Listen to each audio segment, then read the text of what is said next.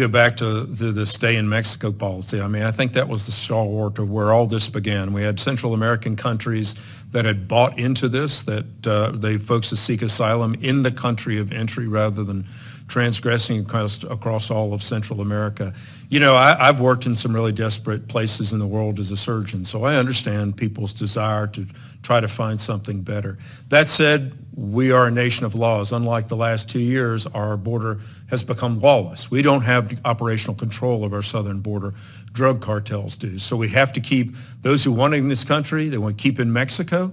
We have to get rid of the control of the border by drug cartels. We have to ensure safety to our own border and really adjudicate the processes a lot quickly. We have to make sure that those who do have true asylum desires, that they get adjudicated much more quickly. And then we have to beef up security. You know, we've had, 8+ million individuals come in the country over the last 2 years. We have close to, I think it was 1.7 million individuals come. We don't know who they are, where they're from, where they're going, why they're here. And the record number of individuals who were caught on the terrorist watch list, we don't even know who the ones who've gotten away because they're going to seek other methods to get in anyway. So this is not only a humanitarian crisis, it's one that the president and his administration have broken our own laws. It's also one of national security, even more importantly. So this has to be done. It almost takes primal immediacy above almost anything else. And you get into the debate with Ukraine. Mm-hmm. It almost has to take precedence over that because we have to protect our own border really before we worry about other countries. Well, the president is at the table now. He's been involved in these negotiations. He put out a statement late Friday that said what the negotiators are working on would give him the authority to shut down the border if it was becoming overwhelming. He says he would use that authority on day one after signing this bill. Do you take him at his word on that? He had the authority right now. He doesn't need authority. He could have the authority to stay in Mexico policy. Boom. He had this authority when he was sworn in. And so he basically invited our countries to be invaded because that's nonsense from President Biden. He has the authority right now to do this. So when it comes to the fate of this package in the House, do you think you will even have a chance to vote on it up or down? I have to see what it really entails because I haven't seen the text yet, as they pointed out. We want something, but honestly, Joe Biden has the tools right now to close the border or close it appreciably. Well, you haven't seen the text. The Speaker of the House hasn't seen the text either. And already, just based on the rumors that were floating around, he said it's dead on arrival. And we know that he has a close relationship with the former president. The former president has thoughts on this. How does Donald Trump factor into this calculus? Well, I think, honestly, we have to see what's going on because, you know, it's presumed nominee that Donald Trump is going to be the Republican nominee. This is going to be a factor because this is one of the biggest things that all Americans now care about, not just in Texas or Arizona, but they care about it up in New York City and other places, about the absolute explosion of this humanitarian crisis. And Kelly, to be very honest with you, this was one caused by certain releasings of policy by the Biden administration. We should not be where we were. We weren't this way 2.5 years ago. We have to get back to some sensible things about immigration within this country. Well, when you talk about how immigration is an issue, not just at the border, but in states really all across the country, it's been described to me as every state now is a border state. Absolutely. Because of the way this is spread around.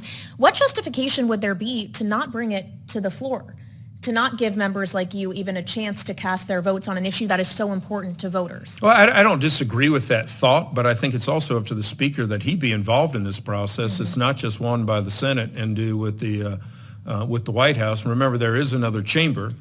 We are the ones who are considered in the House to be, quote, closest to the people. This is a people issue, and I think it needs to be not debated or guaranteed and silent. It needs to be festered. Especially, we have a new Speaker of the House. He needs to be intimately involved in these negotiations. Yeah, and there's questions as to how the Speaker is not just going to deal with potentially bringing this issue to the floor, but also a vote on a tax agreement. I know, sir, that you sit on the Ways and Means Committee. Yeah. Obviously, this is bipartisan. It's bicameral. Would it have your support if you had a chance to vote on it this week or next? Well, we had a 40-3 vote in the committee. I voted for it in committee. Is it perfect? No. There are some things that I may have recommended differently. I think if we bring it to the floor, I think it would pass just on a suspension vote. We're going to have some folks having problems because it didn't have the SALT issues with it. Some of the others who vote against everything seemingly this Congress are going to vote against it. But I think it may have a good chance of passing as a suspension. We need to do something in the tax realm because of expiring tax provisions from TCJA that are really going to be helping American business, especially small businesses. I'll give you an example. With the, quote, Inflation Reduction Act, this really absolutely destroyed pharmaceutical industries from being able to take new drugs and bring new indications for drugs along the line. You know, it was thought CBO said maybe one drug would be taken out because of all this price shifting. It's actually been more than 100. And these are days of new cures. You know, in medicine, I've practiced now for 35 years. It's been an explosion in the last 5 or 10 years of new drugs and new therapies. And so many of those now have come to a screeching halt because of the rules within the Inflation Reduction Act. But if we're able to get these companies started back up again, we're going to go back to making land-breaking and really world-breaking cures for many different things, cancers and other disorders. Well, so obviously there's a lot in this agreement. As you point out, there's a lot that's not in it either. Yeah. Maybe not getting the SALT action that some would like. Others are taking issue with the expansion of the child tax credit. Yeah. Do you think any of these issues are enough that this bill stands a real chance of not getting through the House? Because the suspension of the rules is a decision the Speaker will have to make. And if we want to get a tax package out, there has to be negotiation and compromise. Do I think 2,500 should be the bottom part? Absolutely not. I mean, absolutely not. Should I think that we have persons 1 year income being able to count for the next? No. But then again, you know, this is all negotiated.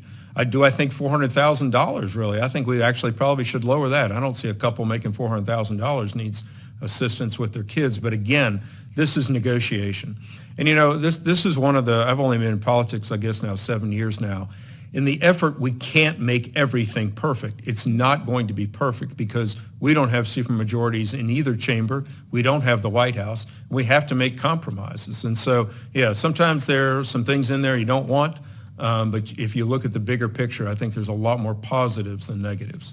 And of course, in addition to sitting on Ways and Means, where you are very hands-on with this issue, you also are a member of the Veteran Affairs Committee. So I know you pay close attention to matters regarding the U.S. military. And of course, we had news over the weekend, 3 U.S. troops killed in Jordan in a drone strike by an Iranian-backed militant group.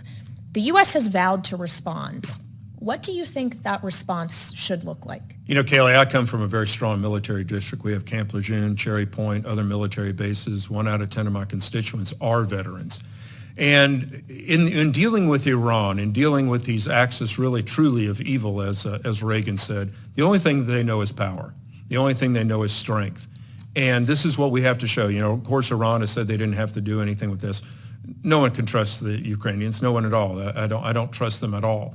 We have to show them power. I do believe a lot of the strength we lost in the way we left Afghanistan and the Middle East. And so it's time for Biden to step up. We have to go after these folks. We have to go with the origin of them. We have to take out their leaders. We have to take out their ability to kill Americans.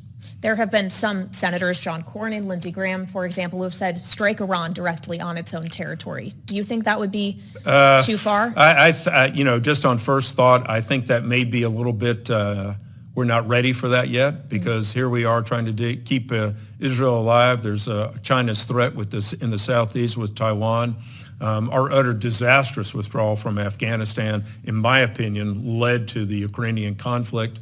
I think that that's going to be difficult. Sadly enough, you know, during the Trump administration, the enrichment of uranium in Iran was around 4%. We know Iran has now gotten it up to at least 60%. Some reports have been 80%. Once they get 90%. Well, he left that nuclear deal with Iran. Yeah, but the thing is that gave them all of the cards. It gave them all the cards. And so now Iran may very well have a nuclear bomb. And so, you know, I understand that sentiment, but I think a lot of thought needs to go into before that happens.